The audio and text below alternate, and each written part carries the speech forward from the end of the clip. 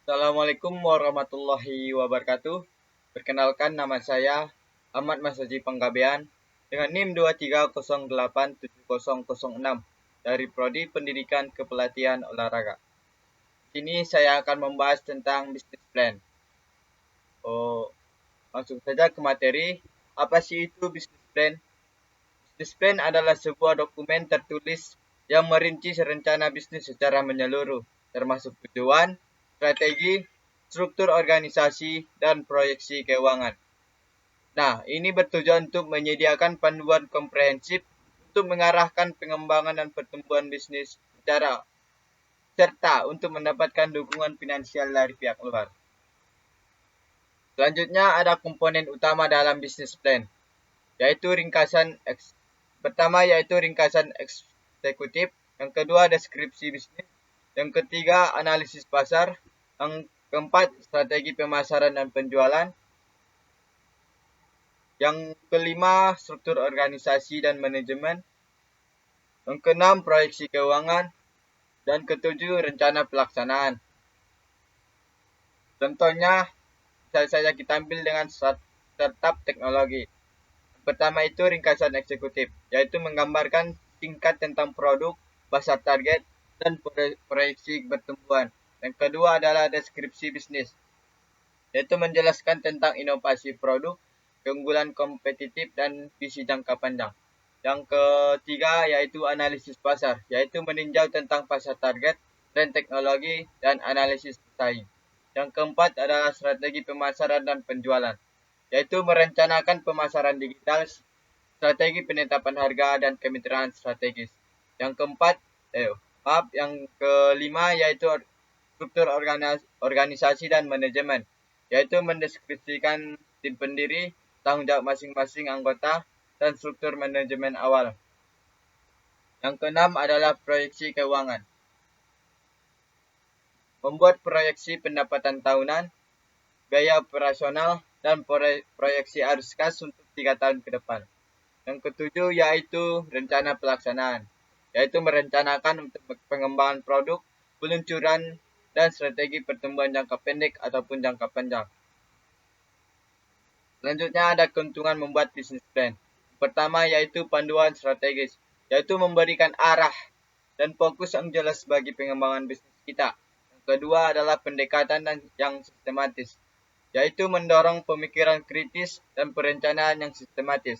Yang ketiga yaitu alat komunikasi.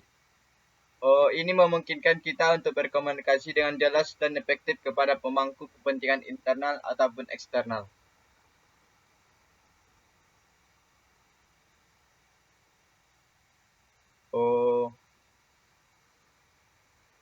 Ada langkah-langkah dalam membuat business plan. Pertama yaitu penelitian mendalam, yaitu melakukan analisis pasar yang komprehensif dan kumpulan data yang relevan. Yang kedua adalah pemikiran kritis, yaitu meninjau rencana secara kritis dan mempertimbangkan implikasi strateginya. Yang ketiga yaitu konsultasi profesional, yaitu meminta masukan dari ahli industri ataupun konsultan bisnis kita jika diperlukan. Yang keempat adalah revisi dan penyempurnaan berkelanjutan. Membuat bisnis plan harus terus disesuaikan dengan perubahan pasar dan kebutuhan bisnis kita. Selanjutnya langkah-langkah implementasi bisnis plan. Langkah pertama yaitu penelitian mendalam, yaitu melakukan analisis mendalam tentang pasar target kita, termasuk ukuran pasar, tren, dan preferensi pelanggan. Ini membantu kita memahami kebutuhan pasar dan pesaing yang ada. Langkah kedua yaitu membuat rencana strategis, yaitu menetapkan tujuan yang spesifik, terukur, dapat dicapai, relevan, dan berbatas waktu untuk bisnis kita. Ini akan memberikan arah yang jelas untuk aktivitas kita. Langkah ketiga yaitu perencanaan operasional, yaitu menentukan strategi pemasaran yang efektif untuk memperkenalkan produk atau layanan kita kepada pasar. Ini meliputi segmentasi pasar, promosi, distribusi, dan strategi harga. Langkah keempat yaitu penyusunan rencana keuangan, yaitu membuat proyeksi keuangan yang realistis untuk memperkirakan pendapatan, biaya, laba bersih, dan arus kas. Ini akan membantu kita mengukur kesehatan keuangan bisnis kita dan menarik minat investor potensial.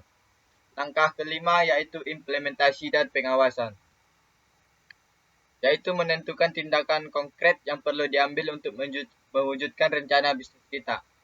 Kita akan membagi-bagi tugas kepada tim kita dan tetap memonitor kemajuannya. Langkah keenam yaitu evaluasi berkala, yaitu meninjau secara berkala kinerja bisnis kita dengan membandingkan hasil aktual dengan proyeksi yang telah dibuat, mengidentifikasi area di mana kita akan mencapai atau melebihi target, serta area di mana kita memerlukan perbaikan. Langkah ketujuh yaitu penyesuaian strategi. Apabila kondisi pasar atau lingkungan bisnis berubah, kita akan bersiap untuk menyesuaikan strategi kita. Ini mungkin melibatkan perubahan dalam rencana pemasaran, penyesuaian harga, atau bahkan pivot strategis ke model bisnis yang berbeda. Langkah ke-8 yaitu identifikasi risiko, yaitu mengidentifikasi potensi risiko yang dapat mempengaruhi kesuksesan bisnis kita, seperti risiko pasar, risiko operasional, risiko keuangan, dan risiko reputasi. Langkah ke-9 yaitu pengelola risiko, yaitu membuat strategi untuk mengurangi dampak dan probabilitas terjadi risiko yang identifikasi. Ini bisa melibatkan diversifikasi produk atau layanan, asuransi bisnis, atau penggunaan kontrak yang kuat. Langkah ke-10 yaitu komunikasi yang efektif. Melakukan komunikasi terbuka dan jujur dengan stakeholder internal dan eksternal tentang kemajuan bisnis, tantangan yang dihadapi, dan rencana tindak lanjut yang diambil. Langkah ke-11 yaitu keterlibatan tim. Melibatkan tim kita secara aktif dan proses evaluasi dan penyesuaian. Berikan kesempatan kepada mereka untuk memberikan masukan dan ide-ide baru yang dapat meningkatkan kinerja bisnis kita. Langkah ke-12 adalah jalinan kemitraan, yaitu mengidentifikasi peluang untuk berkolaborasi dengan mitra bisnis, pemasok, atau lembaga lain yang dapat memberikan nilai tambah kepada bisnis kita. Langkah ke-13 yaitu pemantauan dan evaluasi kemitraan, yaitu melakukan evaluasi berkala terhadap kemitraan yang kita bentuk untuk memastikan bahwa hubungan tersebut masih memberikan manfaat yang diinginkan. Langkah ke-14 yaitu budaya inovasi, yaitu membangun budaya perusahaan yang mendorong kreativitas, eksperimen, dan inovasi dalam pengembangan produk dan layanan. Nah, langkah terakhir atau langkah ke-15 yaitu riset dan pengembangan, yaitu mengalirkan sumber daya ke penelitian dan pengembangan untuk terus meningkatkan produk atau layanan kita agar tetap kompetitif di pasar.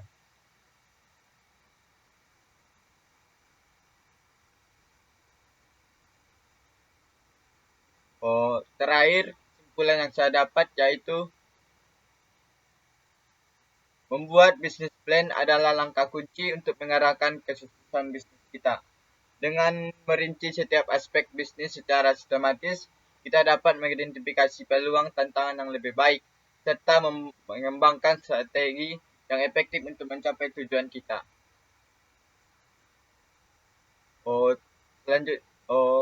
Selanjutnya, membuat bisnis plan adalah langkah penting dalam merancang dan mengelola bisnis yang sukses. Dengan merinci strategi, tujuan, dan proyeksi secara terperinci, kita akan memiliki panduan yang kuat untuk membantu bisnis kita di arah yang benar. Selain itu, dengan memantau dan mengevaluasi secara berkala, kita dapat mengidentifikasi peluang baru, menyesuaikan strategi kita, dan tetap fleksibel dalam menghadapi perubahan pasar. Mungkin cukup sekian dari saya. Kurang dan jangan lupa mohon maaf. Kepada Allah saya menampun. Wabillahi taufiq wal hidayah. Assalamualaikum warahmatullahi wabarakatuh.